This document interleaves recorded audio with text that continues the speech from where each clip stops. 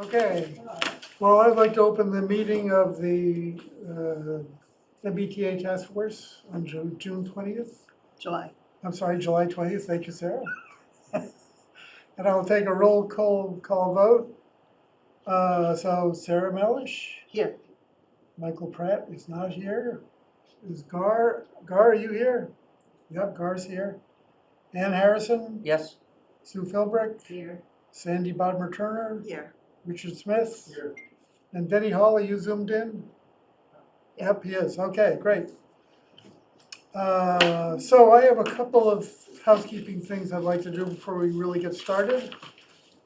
So I have a couple of points to make. The first is that although this is an advisory board without any statutory authority really, we are a public body, so we need to follow some basic rules.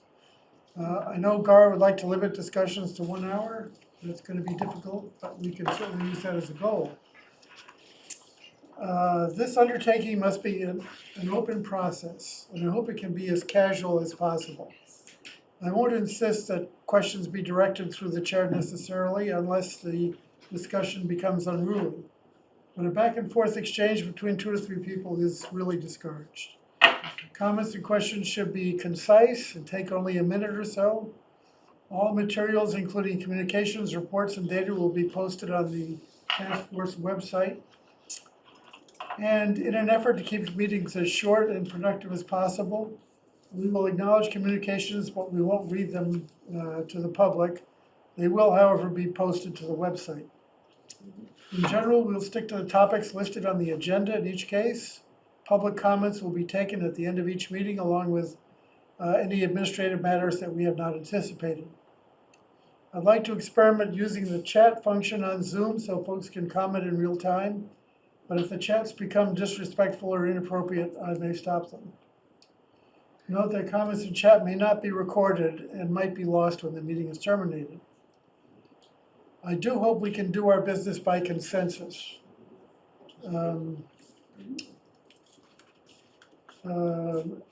However, it's going to be okay if we disagree, so just keep that in mind. And I think any final reports where there's disagreement, we'll simply note that the majority came to this conclusion and there's a minority position which we'll acknowledge.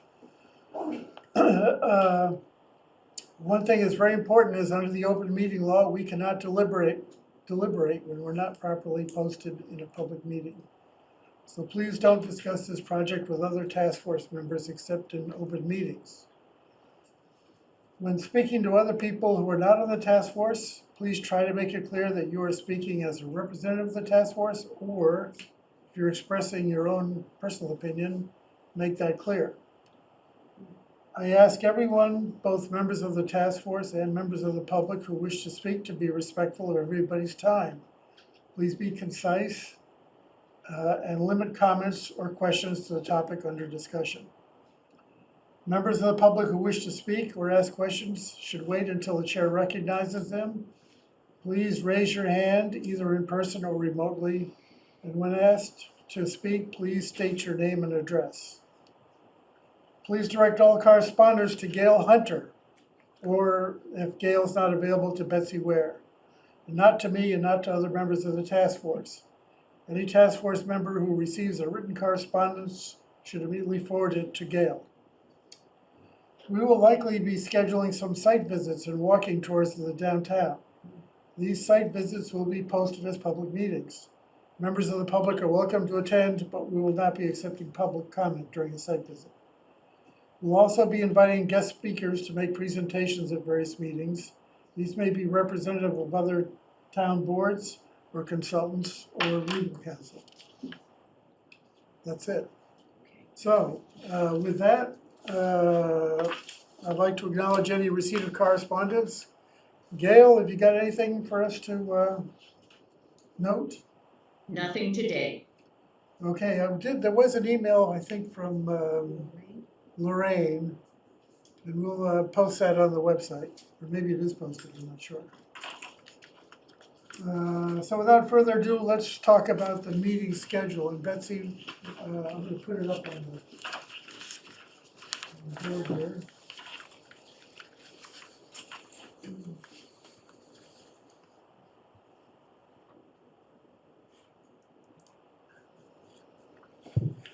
Apologize for my slow computer. Okay, here we go. So Betsy, you want to talk us through this a little bit? Sure. So what I did was assumed that there was going to be one meeting in July and August, and then from then on, we would have probably 2 meetings for a while. And what I did was I looked at the various topics that we need to address and basically tried to develop a strategy or a plan for how we would address as many of those topics as we can. Now, I don't think I've fully explained, we have a class from MIT that is going to be using Manchester as a practicum. And they are going to be starting in the beginning of September. It's a class of about 8 or 10 people, master's degree candidates who are either working in urban design or general land planning and or GIS or other economic developments, other facets. So they will be coming to view the town, and then they will be having 1 or 2 meetings with the task force and the planning board. And then they will be working somewhat independently, but they will be zooming in on these meetings and planning board meetings and eventually trying to help us address some of this. So we could come up with they could come up with some out-of-the-box ideas. But anyhow, we figured kind of the more people involved, that may be beneficial. It may not be beneficial, but it gives us an opportunity to have students. I've been promised by the professor, who is Jeff Levine, that there are some students who are involved in urban design who would be able to visualize what 15 units an acre looks like and be able to put it in the context of this community. So anyhow, so when you see MIT on the list, that could involve some MIT involvement. So it's basically a draft list which also includes a couple of town meetings. And also we will, the town secured a $50,000 grant.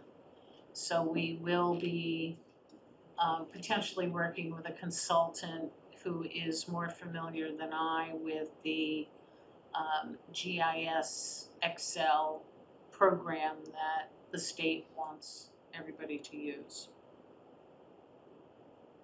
So. I just wanted to say one thing. I'm looking at these dates and it looks to me like the 2 in September are Fridays, not Thursdays. Whoops. Okay. It's a draft. Right, I just wanted to point that out. Thank you. Any other comments on the schedule? Sandy? Just 2 comments. I think it's great that the students from MIT are involved. It was like 7 centuries ago when I was a student, I did such a project for Gloucester Harbor. No. And it was a lot of fun, and also there really is an opportunity to generate some ideas you wouldn't think about otherwise. So that's one. 2 is I am, compared to the rest of the folks in the room, fairly ignorant about sort of the baseline. And I wondered where in this we would talk about the baseline. So there would be a big map that would say, Okay. this is the general district, it has XYZ acres, and Okay. this is the zone. getting a baseline would be so helpful, to speaking for So- myself. To address that, I am in the process, hopefully, of trying to get some maps of the town. I have a person working for me 2 days a week, and she has been looking at a lot of data. Great. So that information would probably come out in September or October. Existing lot sizes in Manchester by the Sea. I actually think that in that package you got from me, there is a memo from her on lot sizes, and that actually needs to be, she has updated it because it turns out that the assessor's office keeps mixed use projects in a separate category. Right. So those housing, so mixed use is commercial and residential, and those didn't get included in the original analysis. Okay. So I will get that to you.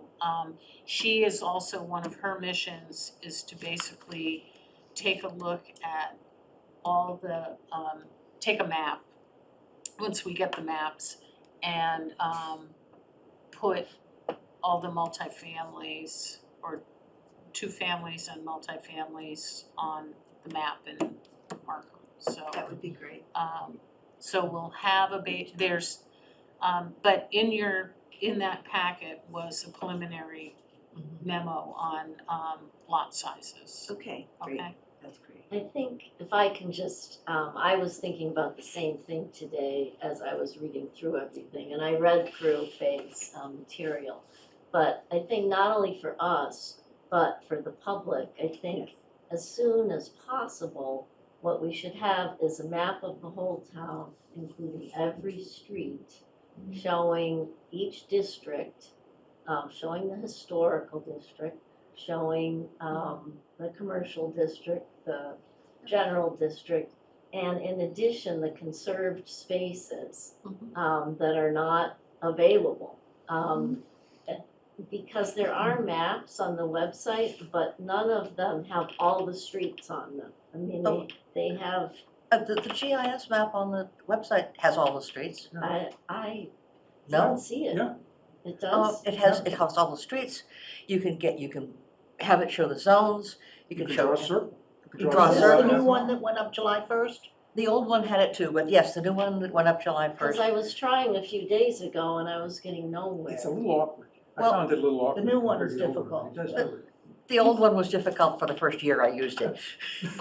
So, yeah, maybe, So it shows maybe, up- So a maybe zoning It map would be great to of the see. entire town Yeah. with the historic district. it will show the And all historic, the there are two general kinds of district, historic And districts. the size of each So I lot? tell you what, And the size of each lot. how about this, at the next meeting, Ann, can you, to get on a computer here and show us on the screen how you do Oh that? boy, that would be great. I would Get be somebody else to delighted, do it? but at the next meeting, I expect to be, let's see if that's, I expect to be in Mount Desert. So maybe Well, there's somebody else that's- get in touch with me. I will be glad to do one-on-one tutorials or two-on-one, or if there's a time when people are, I would be happy to do that with you. I'd like to Yes. learn how to do Yeah, that. Yeah. You wanna do, absolutely. yeah, so So- if you give us the time, okay, we're yours. okay. I think I can bring in a computer and zoom them out Yeah, if you think. no. I'm no expert, but I've been on it and looked at it. Yeah, there's just tons of, I mean, the whole sewer line, the catch basins. I wasn't that interested in the sewer lines. Well, at some Ann has point I was broader very interests interested in than we sewer do. lines. But yeah, there's, And to see it at that scale would Exactly. be very useful. Well, we to have, see it there's on a my- cord that goes to a computer, from a computer to the, so we can do it. Any other questions on schedules? Well, in August, you've got the 17th or the 24th. So we have to decide at the end of this meeting when the next meeting is gonna be, and we can all Okay. decide that. So back to the baseline map, visual of the whole town.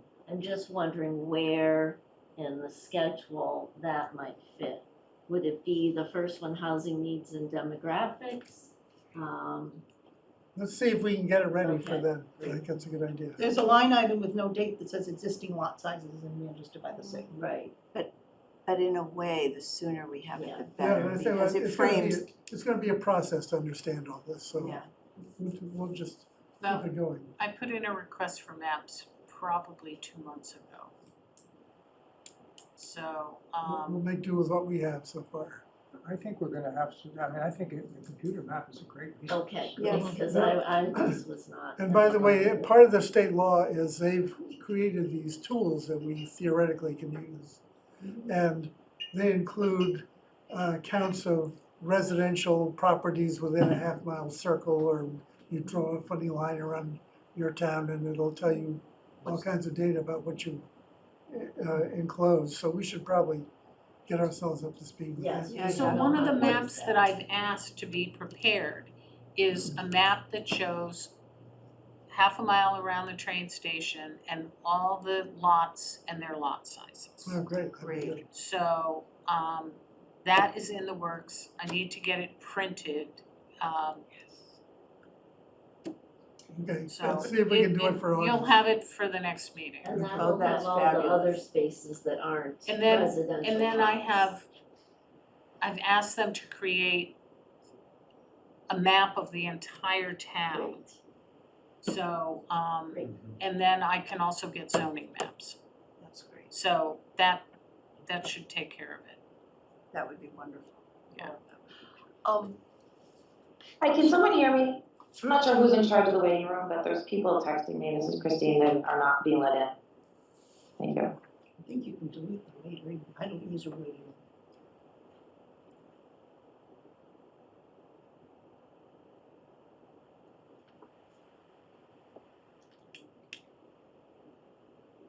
So Gar has his hand up. He's already in. No, I but he have wants to a, say I something. just Yeah, have but he a has a quick question. addition to the question about the baseline. If we could have, I believe that, is the statute 1.5 miles from the train station, or is it a half mile? Half a mile, but it can be further. Okay, so if it's a half mile, I would ask as the baseline that we have, the actual geologic line, we have the lots, but I'd also ask that we have double, two-family and more multifamily units shown on that map, so that we know where we are now. Okay, good point. Let's see if we can do that too. Thanks.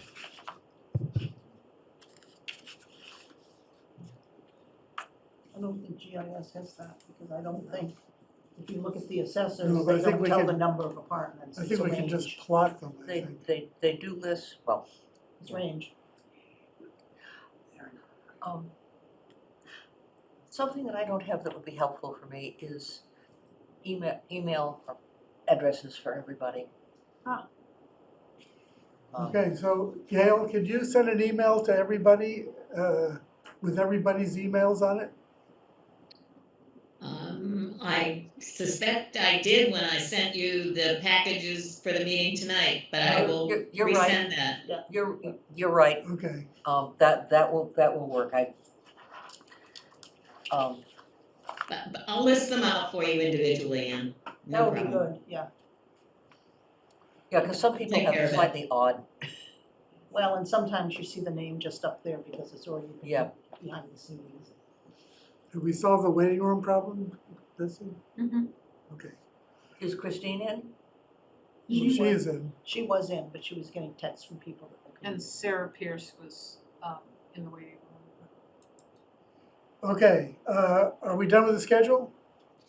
We haven't decided on 17 or 24. Oh, well, we could do that at the end of the meeting, or we could do it now, Well, we're here.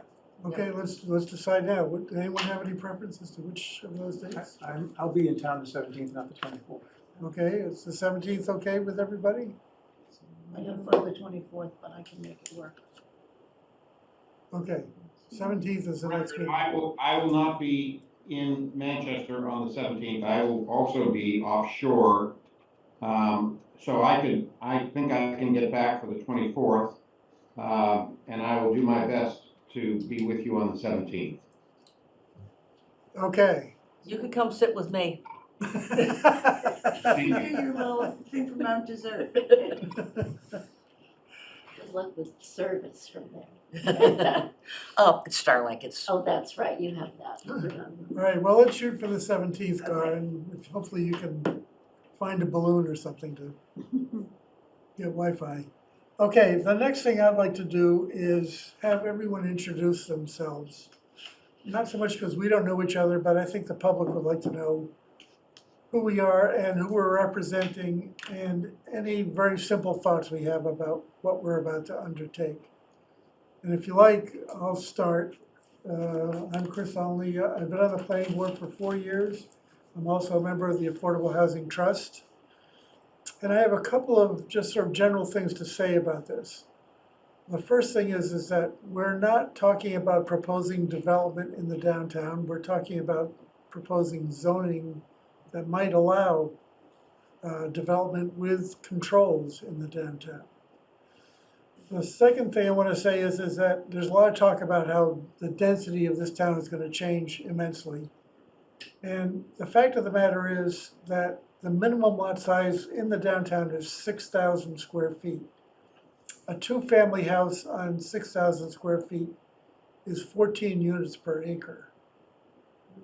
So we're not necessarily talking about huge densities here.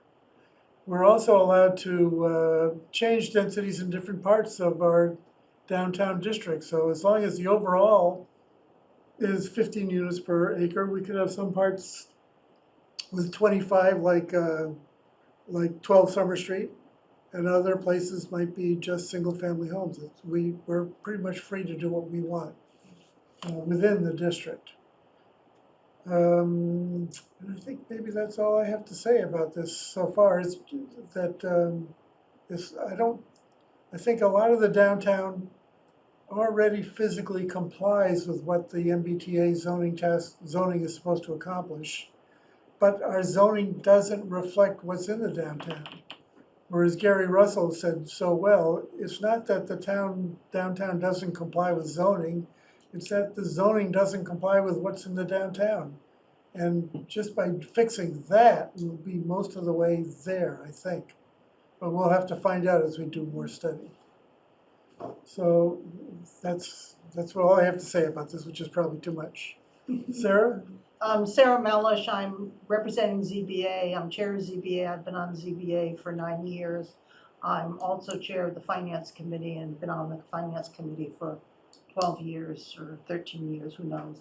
And I'm on the Affordable Housing Trust. I think one of the important things that comes to my mind is today in the general district, if you have a conforming lot, you can build a 3-family home in an existing structure. Our challenge is that so many of the lots are non-conforming, that a non-conforming lot would need a special permit, so it wouldn't count. So we need to really look at how we can bring those non-conforming lots into the fold of letting people do things by right, in order to meet the requirements. I think we'd be really close if we can do that in the general district, because it's pretty dense. So, I'm Sue Philbrick. I have only been involved in the planning board since January. So I don't have the intuitive knowledge of zoning that Chris and Sarah do, but I'm learning, and I'm also the planning board's liaison on the ZBA, which is definitely adding to my knowledge, even in the short time. One of the things that I would like to look at is, as we figure out what works best for Manchester, when they have an idea that is a little bit outside of the boxes that we have been given. And I think because our town is so unique in our topography, we have some issues that really only apply to our town. The way our square area of our town is set forth, and the way we've developed since the 1600s. Our population size, our location on the ocean, I think we really do have some room to be advocates for our town and come up with something that will make the state happy, but will also make us happy in the town. And that hopefully we'll have a chance of convincing the public when we get to the point of making changes, that this is really the best option that we can come up with for our town. I'm Ann Harrison. I'm representing the select board. I've been involved with town in various capacities, but never having anything to do with planning, zoning, or land use. So I expect to learn a lot.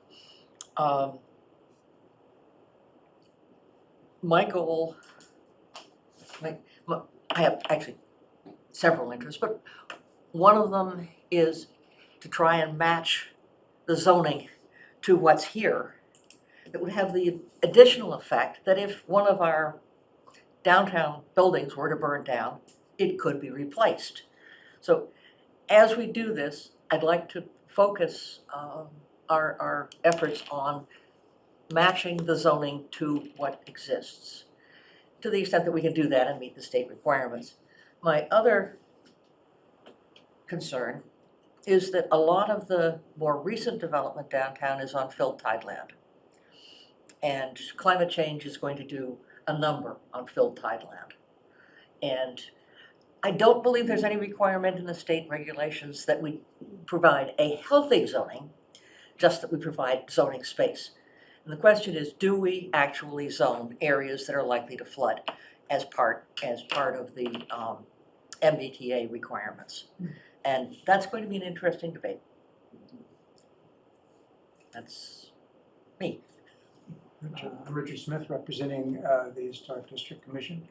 So as you might expect, a good part of my interest is in the historic architectural style, and I'm concerned about the effect of tear downs on the town, or zoning which would push toward tear downs. Recognizing that we've got to meet the terms of the law, I'm looking for a solution that will leave us with a town that we can still say is beautiful and a wonderful place to live. Yeah, amen.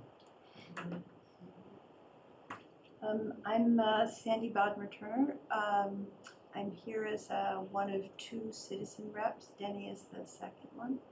And basically, I have a history that is, I wouldn't say ancient, but dated, in getting permits in a number of different states across the West and to some degree here in the East Coast. And so I thought, well, there seemed to be a lot of concern about this. And I'm here kind of being a citizen to learn and try and discover what the possibilities are.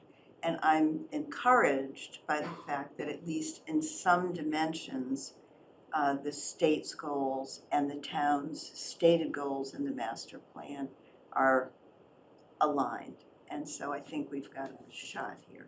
But as one of the citizen reps, I also want to be sure, which is part of my question about the baseline, that we're being clear and this process is transparent to people who are citizens, so that we summarize things in simple language. That, I mean, zoning regs can be, any kind of reg can be a very complicated thing.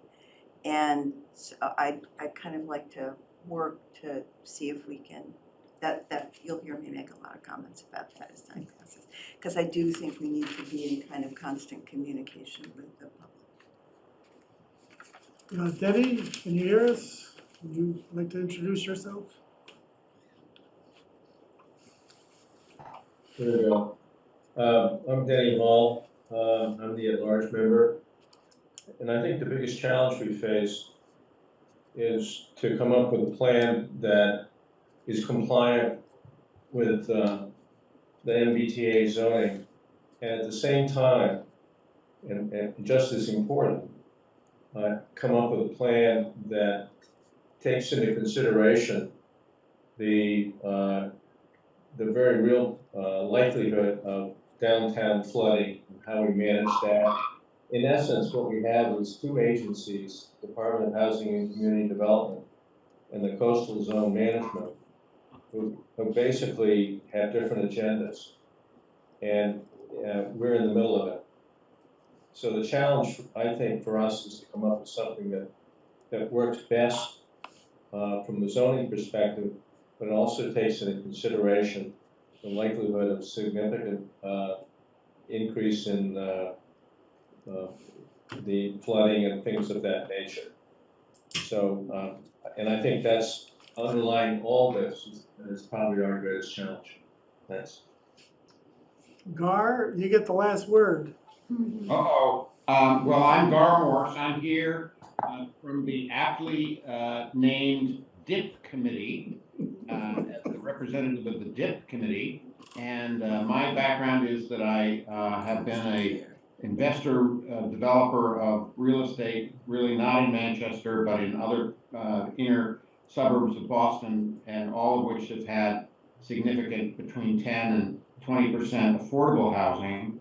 Hasn't hurt us at all, but that's fine. And I also happen to be the owner of a building on a 6,000 square foot lot that has 7 apartments and an office building, an office unit in it as well, and also parking for all those units, by the way. So it can be done. I don't think most people even notice that it's there with 7 apartments. And if we could kind of replicate that in 2 or 3 more spots in town, wouldn't be the end of the world. So I'm very optimistic that we can achieve this. I don't like the government coming in and telling us what to do, but in some cases, it's okay. You know, maybe we can deal with this. So that's my speech. So I just want to point out, Gar, that 7 units on 6,000 square feet is 49 units per acre. Yeah, I'm trying to get up to 49. You're helping the average there, Gar. Okay, well, thank you, everyone. I hope everyone enjoyed all that little discussion. I'd like to move on now to the objective of the task force. And I threw something that was sent out to all of you. And I got some comments from Sandy actually back, which she should have sent it to Gail, but it doesn't matter. And I don't know, Sandy, does anyone have any comments besides Sandy on the objectives? I do. Oh, okay, great. You wanna give yours first? Well, sure.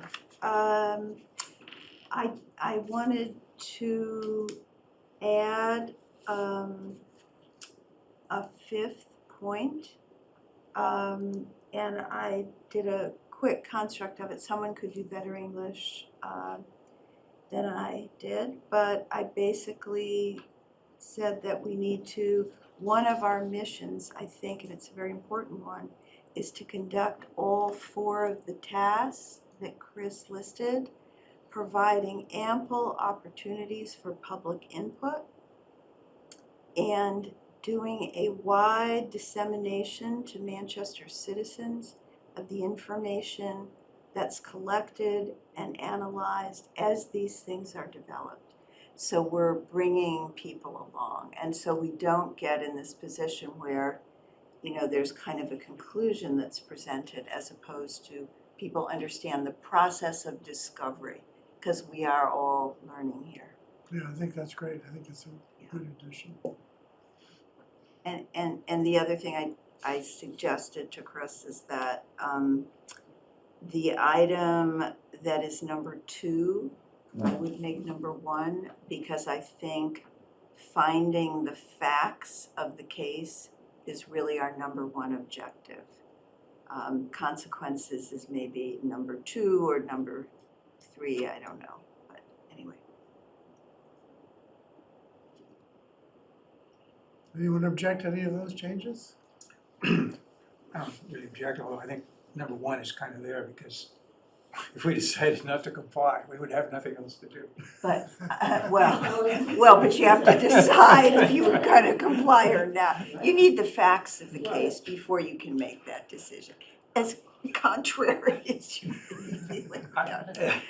I have a general question, which may get back to what our mandate is from the select board, and that is, what is and why are we balancing considerations of affordability and zoning density? As I read the MBTA zoning law, it is, at least at the moment, does not contain any such requirement. Of course, right. It's the opposite. increasing density is going to produce more affordable units, there's no doubt about that. It would kind of happen. Necessarily. Well, yeah, you're right, but in general, Look at Sawmill Circle, that's not affordable. Yeah. well, it's also not 15 units per acre. Oh, I think it is. It probably is. Really? Yeah.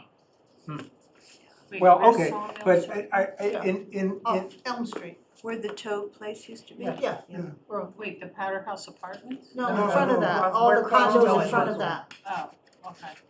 you rent for over $8,000 a month. The fancy Wow. pants. Yeah. Yep. But in any event, Yeah. what exactly is that? Because we have a very complicated problem here in the zoning. I think I'm a little more pessimistic than you are in its complexity as I think about it.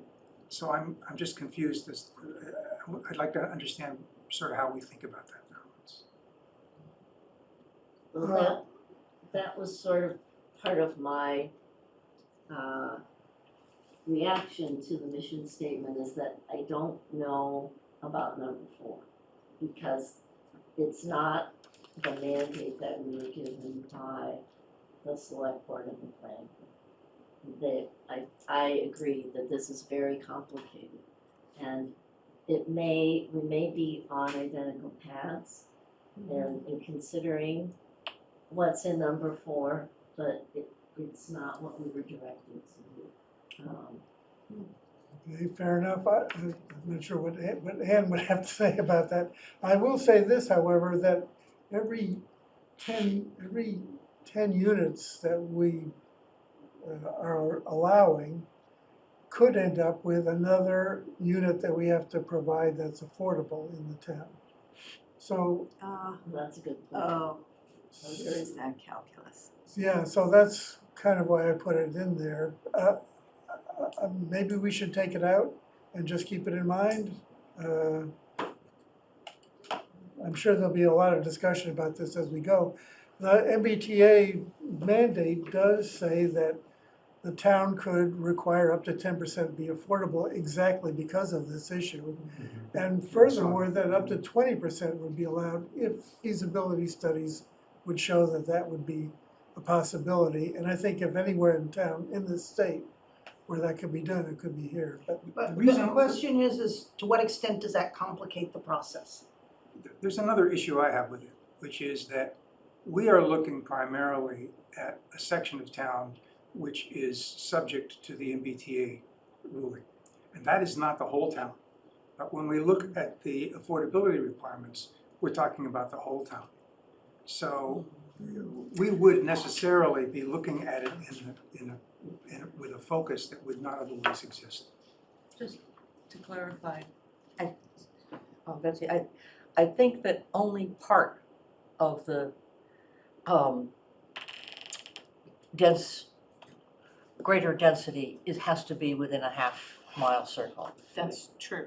So So. we are in fact looking to some extent. Potentially at the whole town. My point is that we're not looking at the whole town for half of the space that we're looking for. So we have to pick, if you, for example, if you were given a mandate to increase affordable units in the town, you would be looking at the whole town.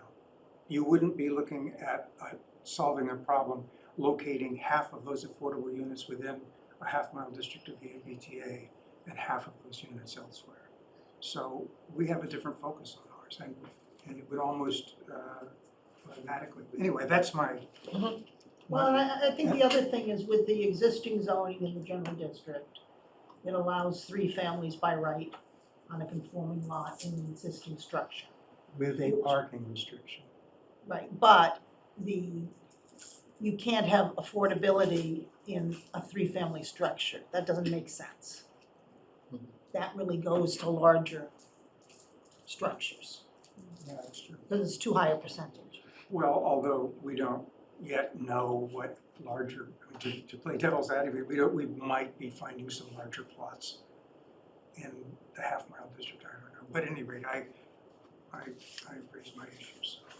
Okay, well, I'm not sure whether, should we just strike number 4 for now, Well, or reword it in some way? maybe reword it, because we obviously are considering changes to the zoning bylaws. I mean, that will be part of our process. Perhaps, make number 4 less empathetic, less emphasis in number 4, to say that affordability will be part of our discussion, but consider, conduct, and then just weaken the last one. I cannot speak for the Board of. Can you just say would best address both rental and ownership housing as described in the master plan and leave out the section on lack of diversity of housing types and affordability? That would be fine. Because the master plan covers that. Sure, That okay. sounds fine. Okay, Could you repeat this? so you get rid of the lack of diversity of housing types and affordability. And I don't mean to suggest that we shouldn't be considering that.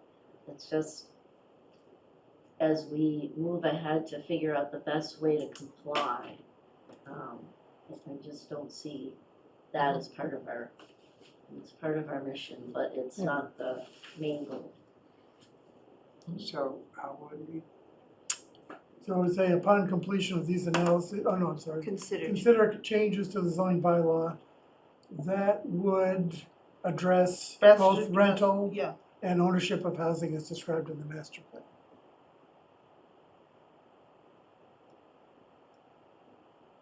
Well, I won't really argue that much with consider, but I think the fact remains that our primary goal is to figure out how to get 15 units per acre. Agreed. That's our primary goal, but we can temper it. Good. Okay, is everybody in agreement with that idea? Gar, Denny, anything from you all? I guess we're okay. Who's gonna take it? I'll redraft it and send it to Gail, and she will distribute it to everybody. Okay. Zoning, what the heck is zoning anyway? So Betsy, do you want to tell us about zoning? Give us a primer? So in Massachusetts, zoning is regulated by Mass General Law 48. And Mass General Law 48 basically enables communities to adopt zoning within their communities. There are certain caveats or restrictions that communities have. For example, in 40A, Section 3, there are certain uses like schools and daycare centers and churches and other uses that are basically exempt from, they're allowed in all districts. However, they can be subject to site plan review. So 40A Section 3A, which is the MBTA zoning, was added on several years ago or a year and a half ago to address the lack of housing within Massachusetts. So again, that's kind of one of the limitations within zoning. zoning is basically kind of a regulatory process.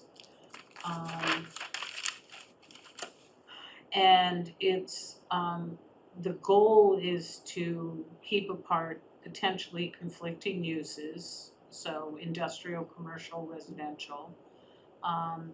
In Manchester, zoning bylaws regulate construction, location, dimension of buildings, and use of buildings.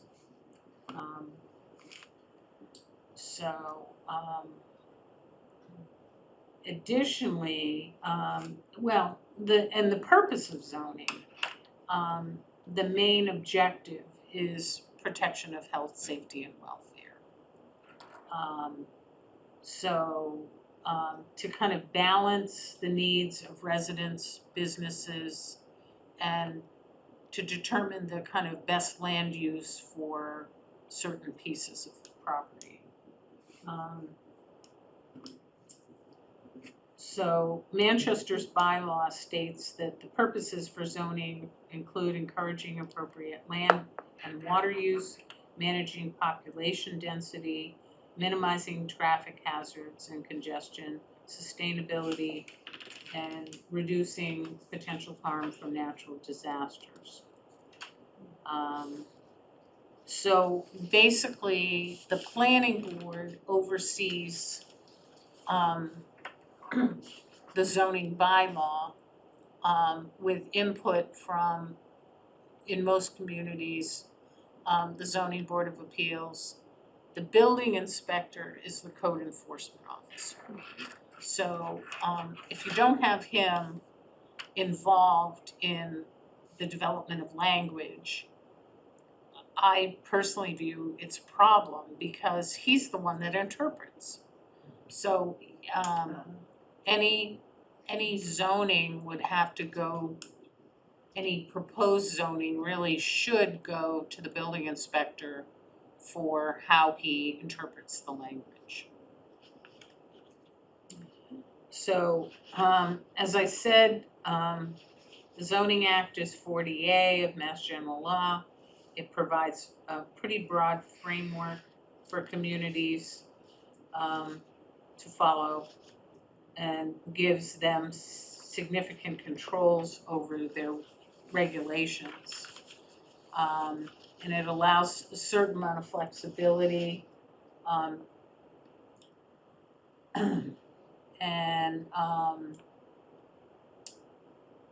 So the process for adoption of zoning is that zoning can be proposed by planning board, zoning board of appeals, a regional planning agency.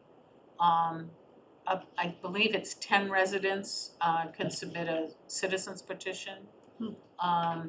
It gets submitted to the town clerk. It then goes to the select board, and then the select board give it to the planning board for a public hearing. The planning board holds 1 or 2 or 3 public hearings on it, makes a determination, writes a recommendation to the moderator. So it's a report to town meeting.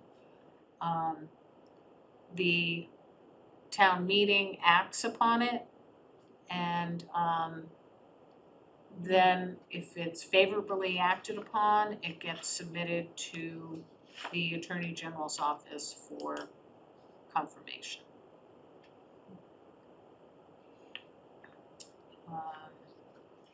In this case, do we have another step? Do we have to have somebody at the state level confirm whether or not they feel the changes comply before we? That is do the true. changes? Okay. And they also have the ability, as I understand it, if there's any question about, so for example, floodplain or area that is municipal vulnerability, it shows up in a municipal vulnerability study, they have the ability to yay or nay that. My understanding, I mean, for example, 40 Beach Street is a building that's built on former tidelands. So the fact that a building can be built on tidelands, my understanding is the state may say, well, you've got this building built on tidelands, so that hasn't stopped you before, so you can do more buildings on tidelands. Well, in fact, isn't all of Back Bay tidelands?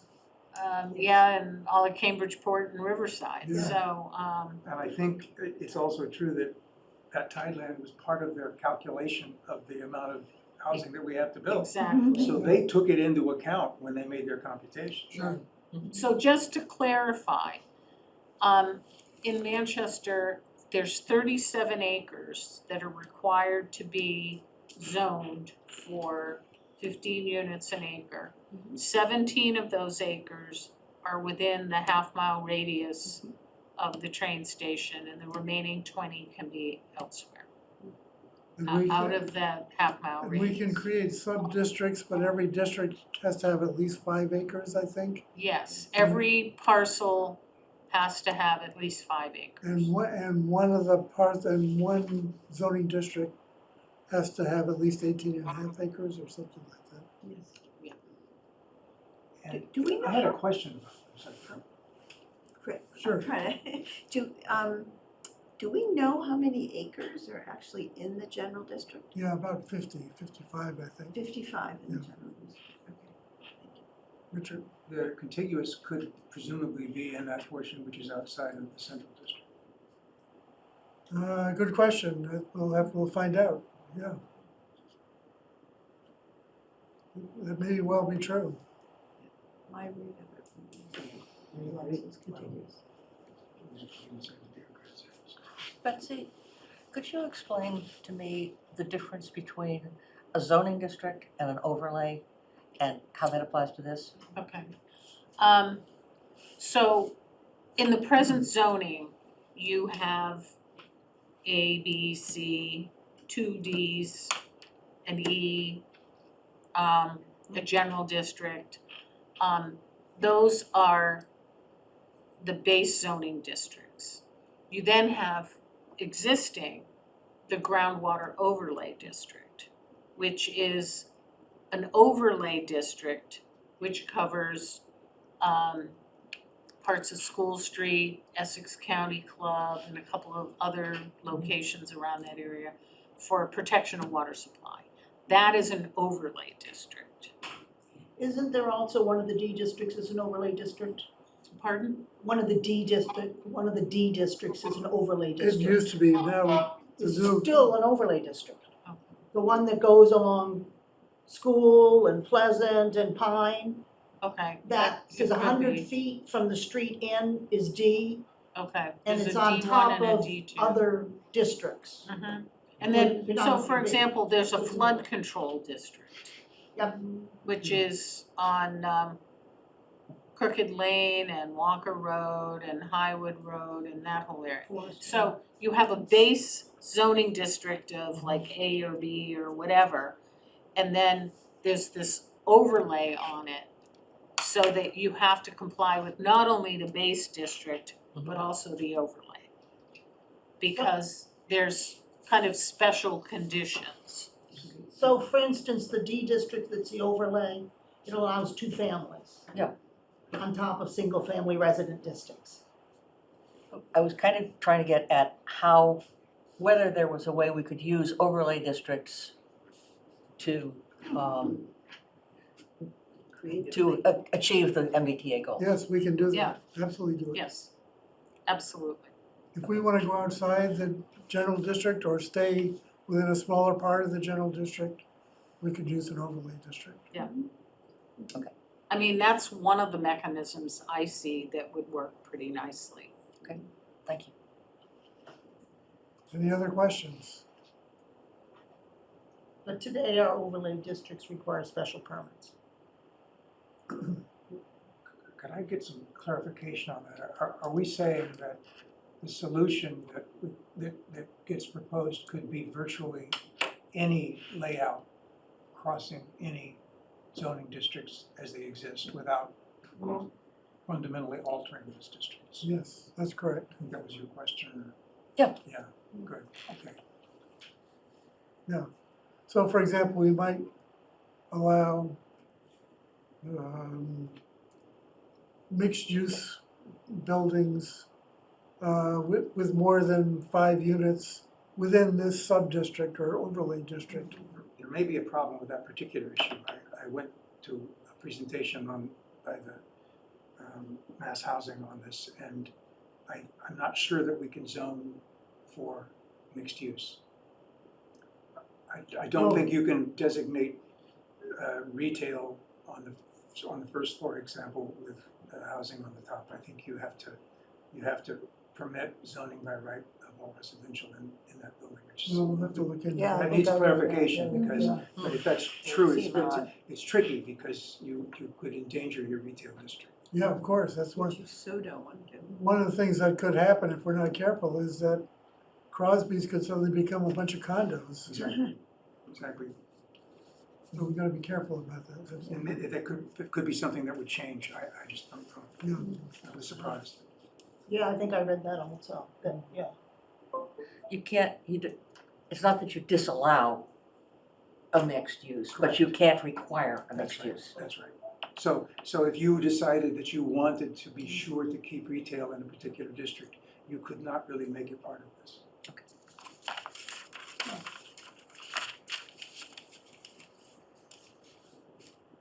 There is a need for clarification on that, and also, as I understand it, banks are much less inclined to finance mixed-use developments. So maybe that's changed, but So we don't really years. care about that. Yeah, that's not, Pardon? We don't really care about that. We're Right, just zoning. right. we're just zoning. That sounds good. No real projects. Okay, and now this leads up into additional controls. Do you want to talk about that one? So there are two things that I wanna mention there, is the Wetlands Protection Act is another land use control, which is overseen by the Conservation Commission. And basically, you cannot build in a wetlands, it's very heavily regulated. And it also applies to filled tidelands, it applies to wetlands. There's just this whole regulatory process with wetlands. So that's an additional hoop or limitation. The other thing is within the zoning bylaw, there is a floodplain bylaw, which we are going to be working on over the next year, or 9 months anyhow. And that is also controlled. The town has the ability to adopt a floodplain bylaw. However, that has to be approved by the state and eventually by the federal government in the Federal Emergency Management Act, FEMA. And if FEMA does not approve the bylaw, then you tend to lose your flood insurance program. So I am starting to work on drafting a floodplain bylaw, because the present floodplain bylaw is somewhat weak. And basically there's a state agency that works with planners in communities on the language, and FEMA is actually working to update Manchester's floodplain bylaw, floodplain mapping. And we have preliminary maps that are available in town hall for review. And eventually those maps will get finalized and folded into a floodplain bylaw. So in addition to Mass General Law basically giving towns authority under 40A, there are these other regulatory processes with FEMA and also the State Coastal Zone Management Office and also the Conservation Commission under the Wetlands Protection. So, Betsy, I'm assuming that if we decided to make our 37 acres of down to, for housing, allowing housing, all within a wetland, the state would say, no, that's not fair. Well, if you look at the guidelines that the state has provided, basically there's a whole series of exemptions. And the exemptions are, you can't, anything that qualifies as a wetlands is not on the table for development. So do they take that out of the 37 acres? So let's say like along the back of Tappan Street where there's a sort of a wet area. If we, for some reason, decided the district that we're gonna create includes Tappan Street, would they automatically deduct the acreage of the wetland from the 37 I don't know the acres? answer to that, but I can ask that question. I think there's a Because I have been curious how they came up with their numbers. how they, whether they included that in the. Right, right. And that's There- why. Because if you include the radius, the half-mile radius around the train station, it includes It's wetlands. about a sixth of it is the harbor. Yeah. Right. Well, there is a clause in there that, I don't remember whether the term is realizable, but it's something like that, whatever Reasonable, I think zone- they talk about reasonable. whatever zoning we come up with, if they don't feel that it is practically permitting build-outs. Yeah. A good example of that would be the parking restriction on the multifamilies within the general district now, in many cases. Then they could disallow it. So my understanding of that is that if we said that every unit had to have one parking space or 1.5 parking spaces, that would be reasonable because we require it for the rest of the town. If we said every unit in this program has to have 5 parking spaces, they would say that's unreasonable. For sure, but if you were looking at if you were looking at lot sizes that were impractical, I guess the impact is, from looking at it from my point of view, is that in our thinking about it, we have to understand that those parking restrictions could in many cases require tear downs in order to achieve the density. In other words, you can't look at an existing 3-family house and say, oh, that could be a 3-family, because that would require, I think, 5 spaces parking at spaces. this point, and that is not practical on the current law. Yeah, okay. So it's just a consideration. Yeah, no, it's definitely a consideration. But it wouldn't be required if you were rebuilding on the same footprint. If you tore it down, And rebuild on the same footprint, your grandfather. but you still need the parking spaces. Not if it's not in the current. Not if it's grandfathered? So as long as the footprint of the building were the same. That's Well, what I one thing- believe, that you can rebuild, if you're non-conforming in any way, you can rebuild on your existing footprint and not be subject to any current zoning. Height? Would height, do you have, Height would- does the whole building envelope essentially have to be the same? You would have to meet the height Yes, restrictions if you're gonna go higher. right, but, Yeah. okay. Okay, we have 2 hands up. One is Gail Hunter. Okay. Well, I guess we'll let Gail talk, yes. She can't hear people. The wetlands were already eliminated for the town. That was, Jonathan Murray mentioned that when he met with us last time. He indicated that all wetlands had been taken into consideration by the state. Okay, So they're not included in what is defined as our area of, okay, thank you, Gail, that's Consideration. great, that's helpful. And then Denny also has his hand up. Okay, Denny, Yes, I had the same comment. The original acreage was 50, and when they came out, it was 37, so they obviously took into consideration the wetlands. Okay, great. So we can't ask for that again. Well, then why not? Yeah, we could ask. We can ask for whatever we want. I mean, Okay, at this point, maybe we should open up for public comment. Is there anyone from the public who'd like to ask questions, make comments on all of this? There has been a little bit of chat.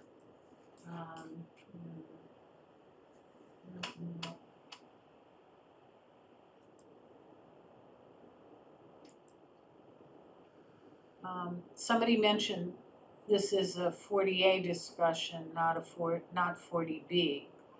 This doesn't involve 40B. You know, 40B is a completely different animal. Yeah. One we know all too well. Especially Sarah. And then Donna first made a comment that it's only market affordability, not true affordability, if we get 10%, and that's at 80% AMI. Are we concerned about that? Yeah, sure, of course we're concerned because 80% of AMI rents are not affordable. Well, they are affordable to people who are People are making 80% of the AMI. But most of the need is for people at 50 and 60% of AMI. Right. Yeah, it's an issue, absolutely. Any hands up out there? Okay, I don't have any more hands up, and I don't think I have any more chat. All right, well, I think this is a good first start. One of the things I like to do is try to approve the minutes from the last meeting. Has anyone had a chance to look at those? There's only one error. Okay, Discussion of meeting schedules and time frame. That bullet point. The next scheduled meeting is said June 20th. It's the error Sarah caught earlier, as opposed to July 20th. okay, so Gail, can we make that change? Yes, Okay, great. I will make the change. Otherwise they are perfect. All right, I guess we should take a motion to approve them. I move to approve the minutes of our last meeting. Do you have a second? Second. All in favor? Just raise our hands, I think. Okay. Unanimous. Any opposed? Yeah, unanimous. Okay, thank you very much. See, any other matters that we need to discuss? Administrative matters?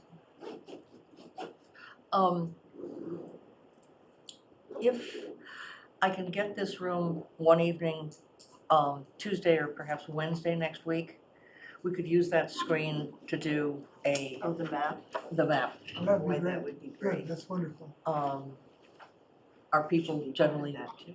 free Not Wednesday. Tuesday then? We have a FinCom in here. Okay, fine, Or then Are Tuesday. you talking during the day or at night? I'm talking at 6 o'clock at night. That would be Tuesday, the 25th. Tuesday the 25th doesn't sound good. It sounds awfully familiar. Uh-oh. I don't. The 27th is a public forum, right?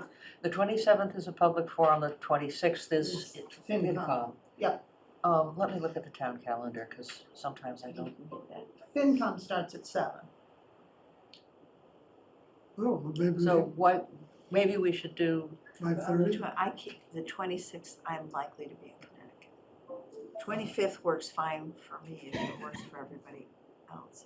I could do it at 6, but I have On This is our something on the affordable housing 25th? trust meeting. Yes. Yeah, at any time on the 25th. Do we have one in July or not? I'll tell you in a second. Well, that might be helpful. Yeah,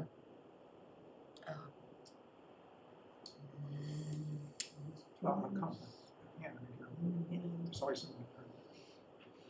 I don't think we have one. That's a great That's what I think suggestion. too. I think it's August. Yeah, I think it is. Okay, okay. Ça va? I was just asking when the Affordable Housing Trust meeting was, okay. but we don't have one in July, so it's not a conflict. Okay, I will check my calendars Yeah, and just let us know. and we'll Do we have to pencil it Choose in. email. Do we have to post it? I think we might Yes. have to post it. I'm fine. Yeah. I know, but No. What, the yuck was not that I don't like posting. The yuck is it's a Friday. The timing. We have And to post by Friday. we can't post on Friday because, no one's Town here. clerk, the town offices are closed. right, No, and tomorrow's Friday. Today's and, Thursday, and right? town hall is closed. Well, we could always post and cancel if it doesn't work. Or is it too late to post? Too late to It's too post. We late. would, we Post, could okay. post Monday morning, we need 48 hours, Well, that won't work if it's Okay. Tuesday. so, So it has to be the 26th. I mean, I can get up early and go to Connecticut Wednesday morning, I guess, Thursday morning. or you and I can meet separately. Okay. Yeah, But if it's good for everybody else, I'll try and make it. okay. Okay, 26, 26? You know, what time? 6 o'clock, 5:30, 6, 5:30 is fine. What's good, I think, Winter time is fine, on the Okay. 26th. 5:30. Okay, I will do 5:30. what I can to get a room with a screen Thank you, Ann. and try and go That'd be through. very helpful. Okay, any further, anything else? I don't know whether FinCom meetings are in here, Yeah. not till 7. oh, but so We'll have it. 5:30, so we'll have an hour and a half. Yeah. Which is, We'll That have should it be down able- by then. One would hope that would be ample. it's a language, once you get Okay. a bit of the language, the rest of it comes. Then you can go home and practice. Yeah. Okay, I'll take a motion to adjourn the meeting. So moved. Second. All in favor? Aye. Aye. Thank you, everybody. Thank you. Thank Chris. Thank you.